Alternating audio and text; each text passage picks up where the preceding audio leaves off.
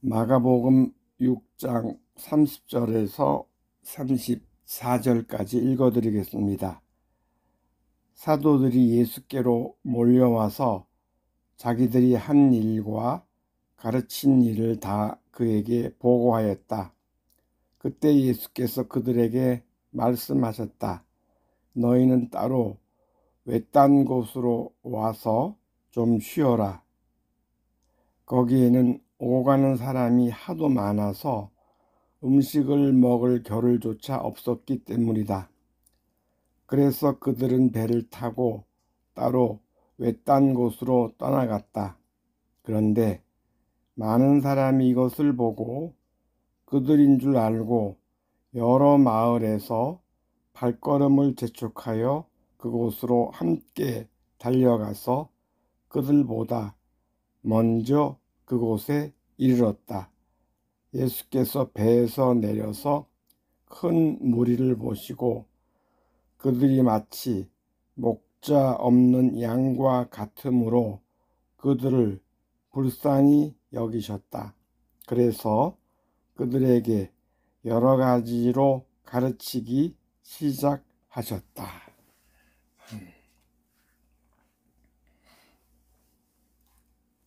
어느 몹시 추운 겨울날이었습니다. 어떤 사람이 포장마차에서 먹을 것을 팔고 있었습니다. 그런데 갑자기 단속반이 들이닥쳤습니다. 그러고는 포장마차를 뒤집어 엎어버렸습니다. 계란이 깨지고 배지밀병이 이리저리 굴러다니고 도넛들이 아무렇게나 길바닥에 처박혔습니다. 단속반에게 사정도 하고 매달려 보기도 하던 포장마차 주인은 모든 것을 포기했는지 그저 멍한 표정으로 땅만 쳐다보고 있었습니다. 단속반은 포장마차에 있던 음식들을 차에 실으려고 분주했습니다. 많은 사람이 몰려들어 그 모습을 지켜보고 있었습니다. 그때 갑자기 한 아주머니가 소리쳤습니다. 열심히 살아보겠다고 한 짓일 텐데 이제 그만 괴롭혀요. 목소리가 떨리는 것으로 보아 아마도 한참을 주저하다 나선 모양이었습니다. 지켜보고 있던 사람 중 몇몇이 조그만 목소리로 그 아주머니의 말에 동조했습니다. 사람들의 반응에 놀랐는지 단속반의 손길이 좀 멈칫했습니다. 그때였습니다. 말쑥한 정장 차림을 한 50대 아저씨가 뚜벅뚜벅 걸어 나오더니 길바닥에 뒹굴던 배지밀 3병을 주워들었습니다. 그러고는 멍하니 서 있던 포장마차 주인의 주머니에 지폐 몇 장을 밀어놓고 돌아서 가는 것이었습니다. 얼마 지나지 않아서 아까 소리쳤던 아주머니가 우유 몇 봉지를 집어들고 주인에게 돈을 지불했습니다. 이어서 아기를 업은 새댁이 삶은 계란 몇 개와 바닥에 떨어지지 않은 도넛 몇 개를 샀습니다. 이렇게 사람들이 줄을 지어서 사기 시작했습니다. 어떤 할아버지는 주인의 어깨를 한참 두드려주다 가기도 했습니다. 포장마차 주인의 눈에 눈물이 맺혔습니다. 그 광경을 지켜보던 모든 사람의 가슴에 따스한 봄바람이 지나갔습니다.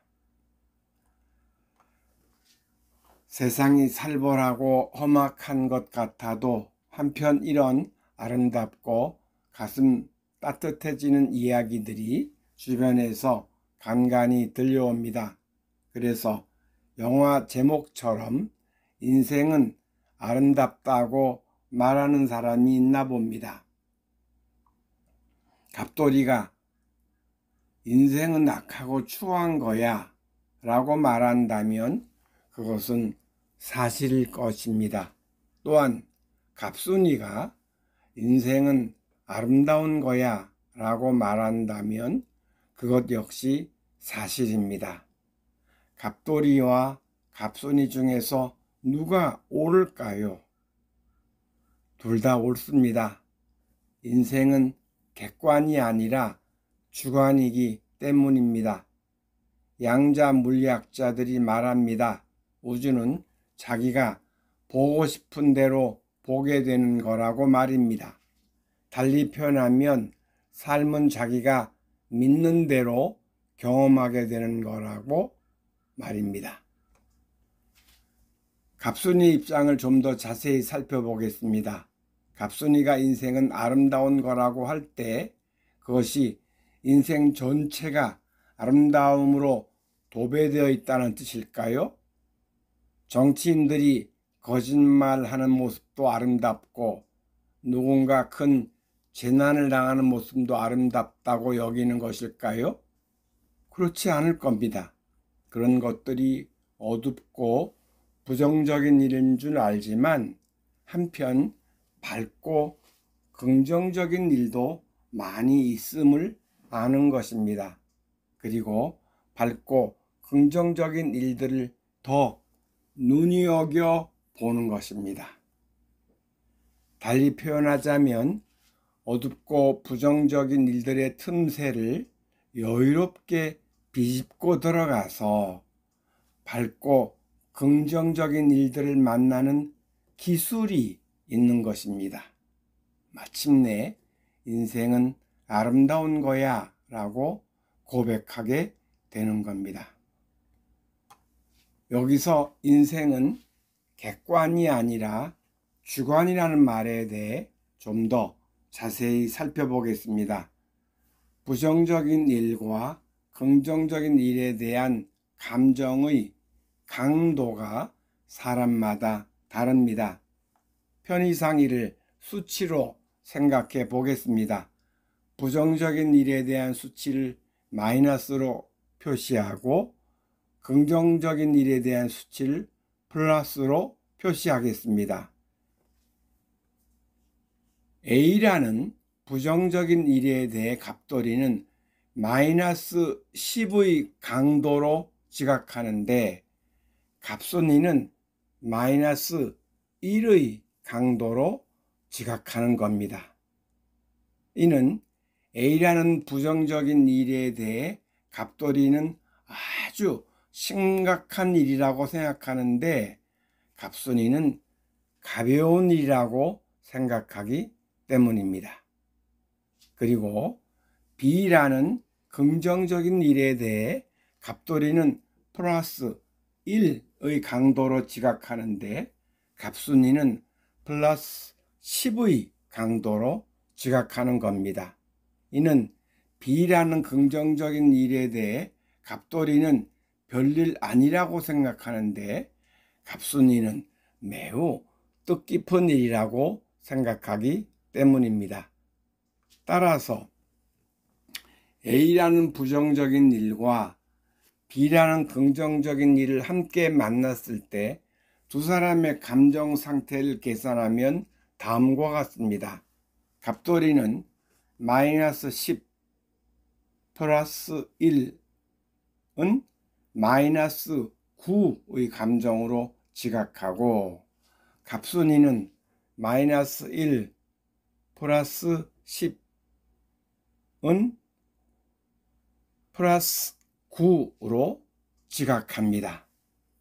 다시 말해서 동일한 상황에서 갑돌이는 마이너스 9 강도의 부정적 감정이 되고 갑순이는 플러스 9 강도의 긍정적 감정이 됩니다. 이상을 전제로 하여 좀 더 깊이 들어가 보겠습니다. 어느 날 갑순이가 부정적인 일을 5개 만나고 긍정적인 일을 1개 만났다고 가정하겠습니다. 그러면 마이너스 1 곱하기 5 더하기 10은 5가 됩니다. 그런데 여기서 더 생각해야 할 것이 있습니다. 갑순이에게 긍정적인 일의 범위는 아주 넓습니다. 누군가의 친절한 말 한마디, 파란 하늘, 새소리, 예쁜 꽃, 시원한 바람 등 이 모든 것을 만날 때마다 긍정적인 일로 지각합니다.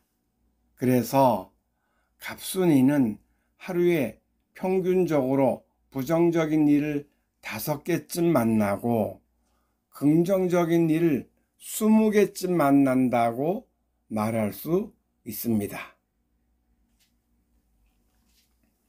그걸 계산해 보면 마이너스 1 곱하기 5 플러스 10 곱하기 20 이퀄 195가 됩니다.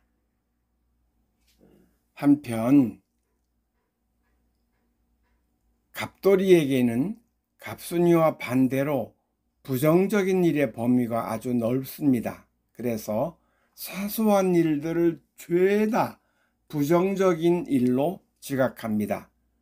그래서 갑순이와 동일한 조건에서 하루를 지내고 나서 갑돌이는 마이너스 195쯤 됩니다.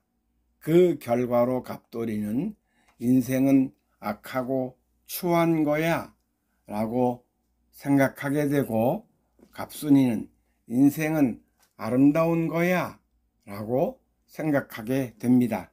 이런 메커니즘을 여러분이 잘 이해하시면 좋겠습니다. 갑돌이와 갑순이는 양극에 있다고 하겠습니다. 우리는 그 중간쯤 어디에 있을 겁니다. 갑돌이에 가까운 사람이 있고 갑순이에 가까운 사람이 있습니다. 우리의 1차 목표는 갑순이가 되는 것입니다. 그 다음에는 갑순이를 능가하는 것입니다. 우리가 아름다움을 느낄 수 있는 경우는 다양합니다. 그 중에 하나가 타인을 연민과 사랑으로 대하는 모습을 볼 때입니다. 앞에 포장마차 이야기가 바로 그런 경우입니다. 예수님의 삶이 그토록 아름답게 여겨지는 것은 그분이 사람들을 깊은 연민과 사랑으로 대했기 때문입니다. 그리고 예수님이 일으키신 수많은 기적은 대부분 그런 연민과 사랑에서 비롯되었습니다. 본문을 보십시오. 예수께서 사도들을 사람들에게 파송하셨습니다. 사도들이 그 일을 마치고 예수께 돌아와 자신들이 한 일과 가르친 일을 다 보고하였습니다. 그러자 예수께서 그들의 노고를 지혜하시고 외딴 곳으로 가서 좀 쉬라고 하셨습니다. 왜냐하면 그곳에는 워낙 사람이 많아 쉴 여건이 되지 못했기 때문입니다. 그리하여 사도들과 예수님이 쉬려고 외딴 곳을 찾아갔습니다. 그런데 사람들이 그곳까지 따라왔습니다. 그때 예수님은 그 무리를 보시고 마치 목자 없는 양과 같다고 생각하셨습니다. 그리고 그들을 몹시 불쌍히 여기셨습니다. 그리하여 쉬려던 것을 포기하시고 다시 그들을 가르치시고 또한 병을 고쳐주셨습니다. 좀 쉬려고 외딴 곳을 찾아갔다가 포기하는 마음을 헤아려 보십시오. 연민과 사랑, 그것이 예수님의 일관된 마음입니다. 그 마음이 참 아름답습니다. 갑돌이처럼 세상이 거친 거라고 지각하는 사람은 자기도 세상에 대해 거칠게 반응하게 됩니다. 갑순이처럼 세상이 아름다운 거라고 지각하는 사람은 자기도 세상에 대해 아름다움으로 반응하게 됩니다. 예수님을 닮은 모습으로 반응하게 됩니다. 마지막으로 중요한 문제가 하나 남아 있습니다. 퇴근길 지하철역 입구 한 귀퉁이에 몸을 비스듬히 기댄 채 한 청년이 고통스러운 표정을 짓고 있었습니다. 지나가던 여인이 그 청년의 모습이 너무 힘들어 보여 다가가 물었습니다. 학생, 어디 아픈 데 있어요? 저 팔 한쪽을 삔 것 같아요. 청년은 고통스러운 표정으로 한쪽 팔을 움켜쥐고 있었습니다. 여인은 빨리 병원에 가지 왜 여기 있느냐고 물었습니다. 청년은 잠시 머뭇거리다 딱한 사정을 털어놓았습니다. 지방에서 일자리를 얻기 위해 올라왔는데 이 일이 잘 안 되었다는 겁니다. 그러다 팔마저 다치게 되었는데 엎친 데 덮친 격으로 붐비는 지하철에서 지갑을 도난당했다는 겁니다. 여인은 청년이 가여웠습니다. 그래, 앞으로 어떻게 할 생각이냐고 물었습니다. 그러자 우선 간단히 치료하고 시골집으로 돌아가겠다는 것이었습니다. 그러고는 이렇게 말했습니다.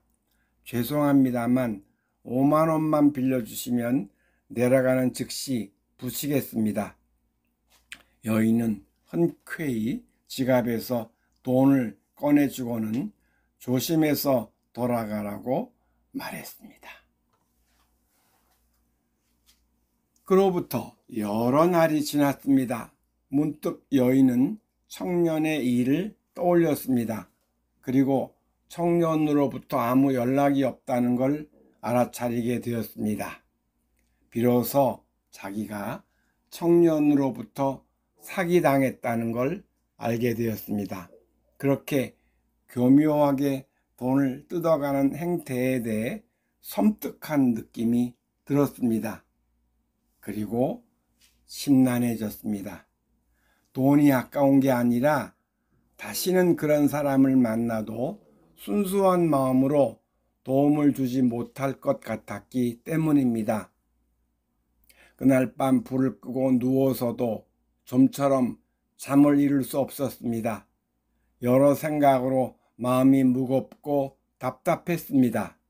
그런 낌새를 눈치챘는지 남편이 물었습니다. 당신 무슨 일이야? 평소 남편은 째째하다 싶을 정도로 알뜰했습니다. 그런 남편이라는 걸 알기에 여인은 길거리에서 만난 사람에게 5만 원을 주었다는 말을 도저히 할 수 없었습니다.